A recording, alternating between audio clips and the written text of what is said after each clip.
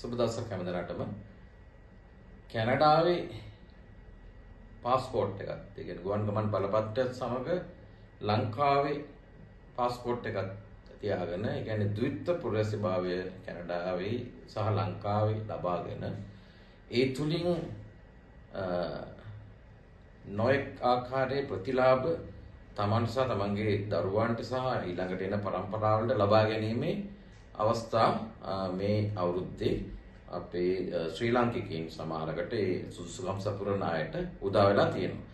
අපි ඒ ගැන වෙනම වීඩියෝ කරනවා. නමුත් මේ වීඩියෝ එකේදී අපි කතා කරන්නේ මේ කැනඩාවේ පුරවැසිභාවය සමග අපේ පුරවැසිභාවයක් තියෙනකොට අපි ඩුවල් සිටිසන් කෙනෙක් වෙනවා. කැනඩාවේ පුරවැසිභාවය සමග අපිට මොනවද ලැබෙන්නේ? නමුත් කැනඩාවේ පුරවැසිභාවය පළමුවෙන්ම ලැබෙන්න නම් අපි පර්මනන්ට් රෙසිඩන්ට් කියන තත්ත්වය ළඟා කරගන්න ඕන. මුලින්ම අපි මේ ක්‍රියාවලියේදී සාර්ථක වුණොත් කැනඩාවට යන්නේ පර්මනන්ට් රෙසිඩන්ට් කෙනෙක් විදිහට. ඔබ විවාහක නම් ඔබගේ බිරිඳ හෝ සැමියා සමග සහ දරුවන් සමග ඒ PR කියන්නේ පර්මනන්ට් රෙසිඩන්ට් වීසා ලබාගෙන ඇතුල් වෙන්න පුළුවන් කැනඩාවට. ඊට පස්සේ අවුරුදු 3ක් කැනඩාවේ ජීවත් වුණා. ඊට පස්සේ කැනඩාවේ පුරවැසිභාවයට හිමිකම් ලබනවා. ඊට පස්සේ ඒ ඇප්ලිකේෂන් දාලා මාස කිහිපයක් අවුරුද්දක් විතර ඇතුළත කැනඩාවේ පුරවැසිභාවය සමග කැනඩාවේ පාස්පෝර්ට් එක අපිට ලැබෙනවා. එතකොට මේ අවුරුදු 3 තුල ඒ කියන්නේ කැනේඩියන් පර්මනන්ට් රෙසිඩන්ට් කෙනෙක් විදිහට ඉන්න කාලේ, ඒ කියන්නේ කැනේඩියන් ස්ථිර පදිංචි වීසා සමග ඉන්න කාලෙත් ඇත්තටම පුරවැසිභාවයට හා සමානම අයිතිවාසිකම් ඔබට තියෙනවා. ඒ කියන්නේ ඡන්දය පාවිච්චි කිරීමේ අයිතිය නැහැ. ඒ වගේම සමහර high security jobs වලට මේ හැකියාව නැහැ. ඒ ඇරෙන්න කැනේඩියන් සිටිසන් කෙනෙක්, කැනේඩියන් පුරවැසියෙක්ට ලබා දෙන්න සෑම අයිතිවාසිකම්ම වගේ ස්ථිර පදිංචි වීසා තියෙන කෙනෙකුටත් ලැබෙනවා. අපිට කැනඩාවේ යම් ආකාරයක විශාල අයිතියක් ලැබෙනවා. එතකොට මේ කාලේදී සහ පුරවැසියෙක් වුණාමත් ඔබගේ දරුවෝ ඉන්නවා නම් ඒ දරුවන්ට පාසල් අධ්‍යාපනය සම්පූර්ණයෙන්ම නොමිලේ. ඔබට උනත් තවදුරටත් අධ්‍යාපනය කරන්න ඕන නම් හුඟක් වෙලාවට අපි දැකලා තියෙනවා අපේ සේවාදායකයෝ කැනඩාවේ තමන්ගේ දැනුම වර්ධනය කරගන්නවා, සමහරවිට කැරියර් චේන්ජස් කරනවා.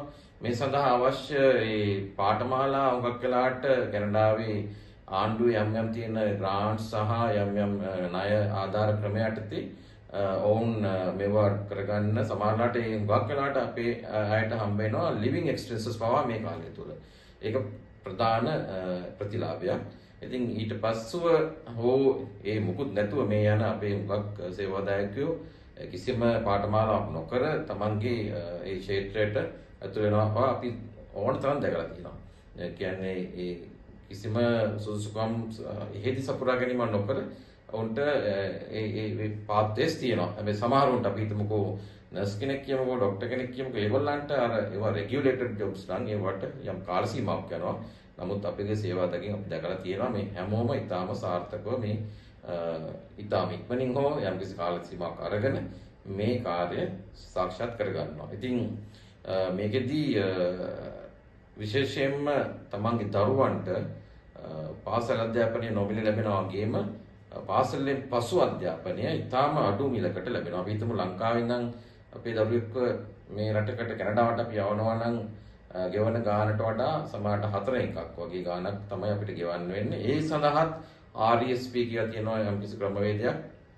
අපි පොඩි මුදලක් හැම මාසෙකම ගෙවනකොට ආණ්ඩුවෙත් ඒකට මැච් කරලා ගෙවලා යම්කිසි ෆන්ඩ් එකක් බිල්ඩ් අප් වෙනවා. එතකොට ඒ දරුවා යුනිවර්සිටි හරි කොලෙජ් හරි යන අවස්ථාවේදී ඒ ෆන්ඩ් එකෙන් එක කව වෙනවා. එහෙම නැත්නම් මම අර කිව්වා වගේ ආණ්ඩුවේ යම් ආකාරයේ ප්‍රදාන සහ ණය පහසුකම් තියෙනවා. ඒවා අපි ඒ කවදා හෝ රැකියාවකට ගියන් පස්සේ තමයි බොහොම සුළු මුදලක් අපිට මාසපතා ගෙවන්න තියෙන එක නැවත ගෙවන්න ඕන. සමහර වෙලාවට ප්‍රධාන වශයෙන් උත් ඒ කියන්නේ ග්‍රාන්ට්ස් වශයෙන් කපා කරන අවස්ථාවක් තියෙනවා.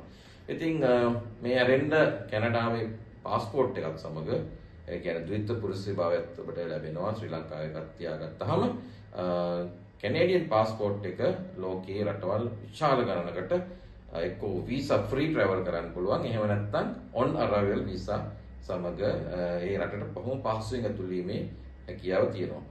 ඊට අමතරව අපිට ලැබෙන්නේ G7 country එක පුරවැසිභාවය.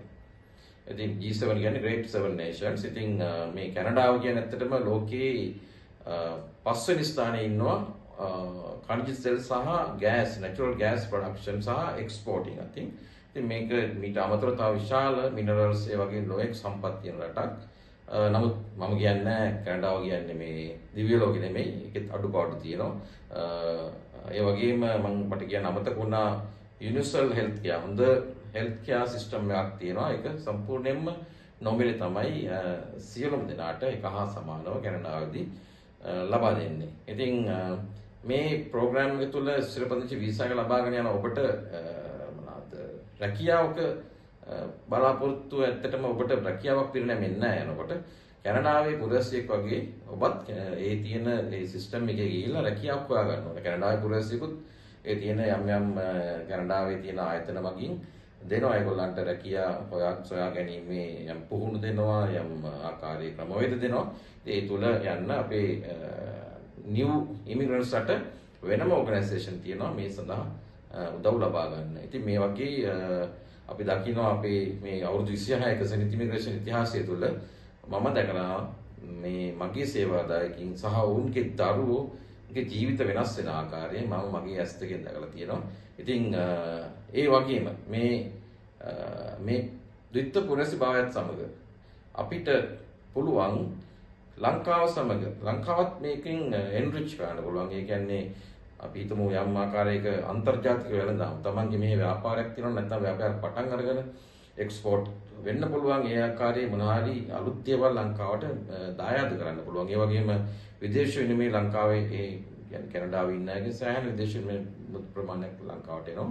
ඒ වගේම මේ වගේ දියුණු රටක ලබා ගන්න මේ නොලෙජ් එක මේ එක්ස්පෝෂර් තුලින් ලැබෙන නොලෙජ් එක අපිට ලංකාවේ ඇප්ලයි කරන්න පුළුවන්. ලංකාවට මේක දායාද කරන්න පුළුවන්. ඉතින් අපි දැකලා තියෙනවා එහෙම ගොඩක් දෙනෙක් ඉන්නවා. කාලයක් තිස්සේ ලොකු විදේශ විනිමය ප්‍රමාණයක් උපයාගෙන මෙහි නොඑක ආකාරයේ කර්මාන්ත වෙන්න පුළුවන්, යම් නිෂ්පාදනය වෙන්න පුළුවන්. ඒවා ලබා දෙනවා ලංකාවට. ඉතින් ග්ලෝබල් සිටිසන් කෙනෙක් තමයි මේ අවස්ථාව හරහා ශ්‍රී ලංකාවට බිහි වෙන්නේ. මේක අපේ තියෙන ස්කිල්ස් කැනඩාවේ තියෙන ඔපචුනිටිස් එක්ක යා කරන බ්‍රිජ් එකක් තමයි අපි මේ සෙනෙත් ඉමිග්‍රේෂන් ආයතනය තුළින් ඇති කරලා තියෙන්නේ. මේ අවුරුදු 26ක කාලය තිස්සේ අපි ඉමිග්‍රේෂන් ෆීල්ඩ් එකේ ලංකාවේ පළමු ඉමිග්‍රේෂන් ෆර්ම් එක විදිහට මේ ලබා දෙන අවස්ථාවන් තුළ දැන් අපි 2026 වර්ෂයේ මේක දිගින් දිගටම අපි ලබා දෙනවා.